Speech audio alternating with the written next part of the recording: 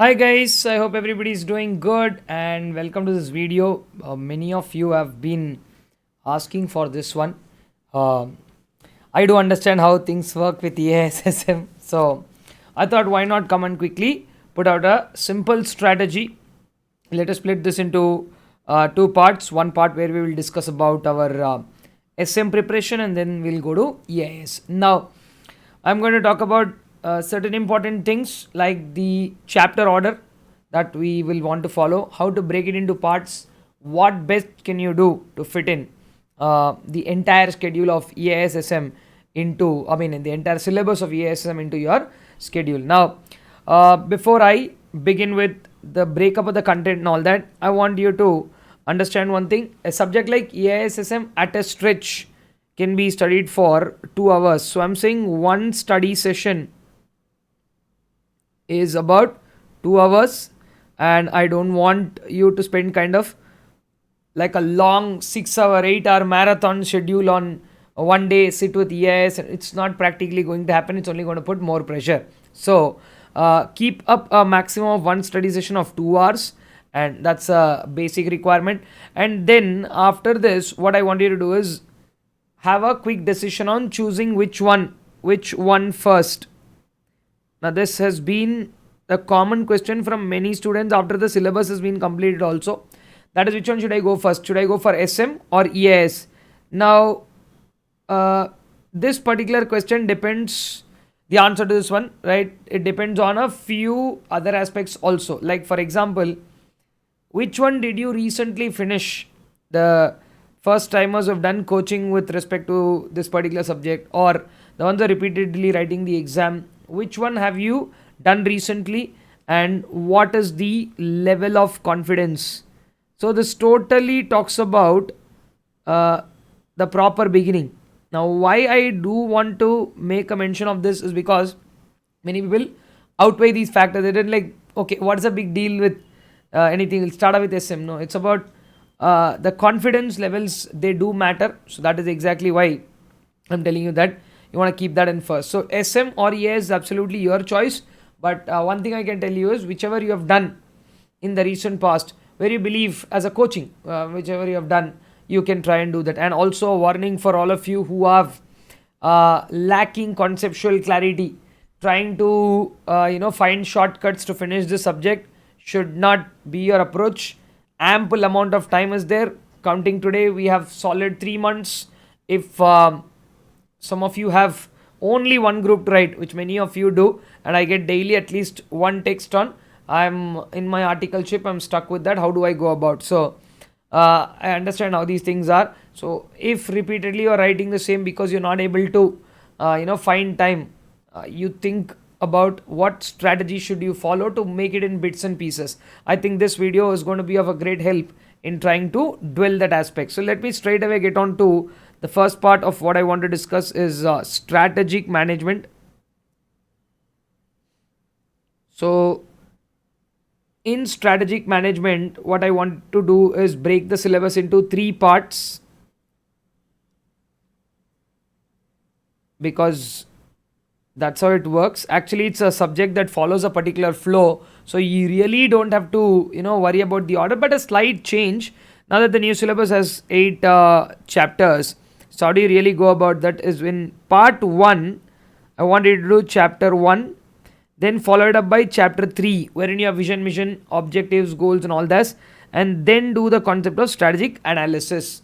Now this is one lot that you have to concentrate, and if you can finish this lot comfortably, which should be, because second one is a bigger chapter, other two are quite a simple thing to deal with. Then the second part of this will deal with chapters 4, 5 and 6.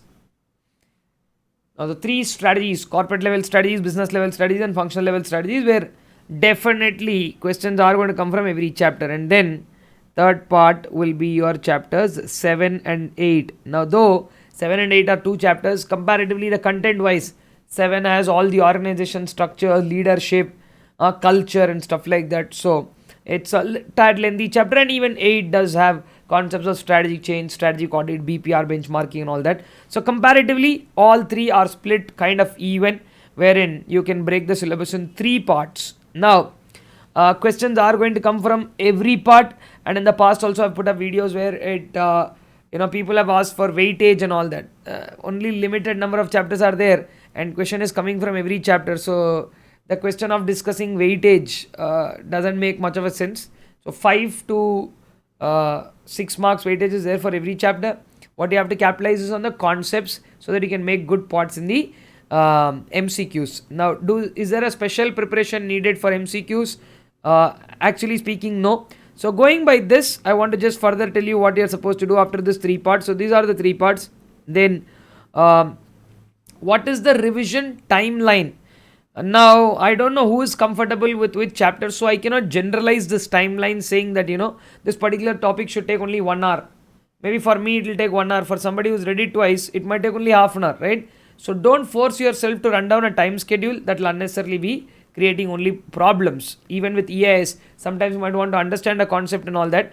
And if you lack conceptual clarity, your revision will not happen properly. So first, try and fix the concept issues, cover whatever you have not covered. Maybe one or chapter if you left in the past attempts, do that. If this is your first time, don't try to ignore something. Everything can fit in the schedule. That's what we need. But as such, a ballpark number somewhere, I want your first revision of SM to get done anywhere between 30 to 35 hours. That is a range. Okay, you might take a little here and there release, but 30 to 35 hours of revision time. Now if you are doing a course, now my regular course comes around to 47 48 hours, maybe let's say on the higher side 50. So now what was taught in 50 hours should probably be revised in the 35 hours. This is the first revision that I'm talking about. That I am not a fan of this 5 revision, 10 revision concepts and all that, but I can tell you the more you revise, the better this content will stay. Now revision is not about sitting and reading line by line. Revision is about browsing through the whole concept and going. So this is a timeline, 30 to 35 hours. Now that's like if you are doing it in a stretch of 20 days, it's just about 1.5 hours a day. So because you do have other subjects to fit in, don't force it. And a subject like SM is pretty cool. All you need to sit is to and go through. That's all. Don't by heart anything. It doesn't make sense. Then a second round of revision can be done somewhere between 10 to 15 hours. Now for this, you can use revision videos in my channel. We've already put up those revision videos. That will come around to that only. 3 parts like you saw here. I've broken and put up revision videos. That should be extremely fast. So for that, subject clarity should be there. One revision has to be done. Then you can go with the flow. Then there's nobody supposed to stop you in doing this. So this is about your preparation. This is about your first and further revisions. Then after this, what are the other expectations that I generally want to have is minimum 2 past attempt question papers. Okay, minimum of 2 past exam question papers, 2 past exam RTPs. Okay, if you start very early and you have a lot of time, you can do even 3, but minimum of 2 question papers in the past and 2 RTPs. You can always do this, and once you do this, the kind of confidence that you will have will completely be different. And don't try to do this right away when you are not aware of the subject. Then it will obviously put you on a back foot. So I don't think you should be doing that. You should kind of focus on finishing the preparation and revision and then come to these, and then you might want to do 2 mock test papers, maybe 1. Now whatever is RTP for the next upcoming exam that will be released by CA, that one plus the one previous to it, you have to go by this, and that will make a lot of sense. It will make your life a lot more easier in this. This is the prerequisite, and this is B for EIS or SM. This part will be the same. Okay, now coming to EIS. How do we plan for EIS where the content is wide? I'll give you kind of a little slightly elaborate and detail here. We'll go with 2 parts in EIS because there are 5 chapters. Chapter 1, 2 and chapter 4, 2 parts. These are something that I want you to cover strongly in the first lot because they are simple and they are also scoring. Now the second part, not that it's not scoring, but it requires a little effort from our side. Now So what do you mean by that effort here? Okay, so here what will come is chapter 4 third part. I'll tell you what that comes, I mean what are those. Chapter 4 third part, whole of chapter 3, and then we also have chapter number 5. Now if you are doing chapter 1 and 2 with proper conviction, like you have good hold on BPA and ERP, and then so here we have BPA and the concept of ERP, that is financial accounting systems. Now first two chapters are pretty scoring, they have a range of 8 to 10 marks, so you can easily get in here. Now in chapter 4 you can do e-commerce and digital payments as one lot. And now here from emerging technologies, I would want you to do a few here, all the computing concepts. You can do virtualization.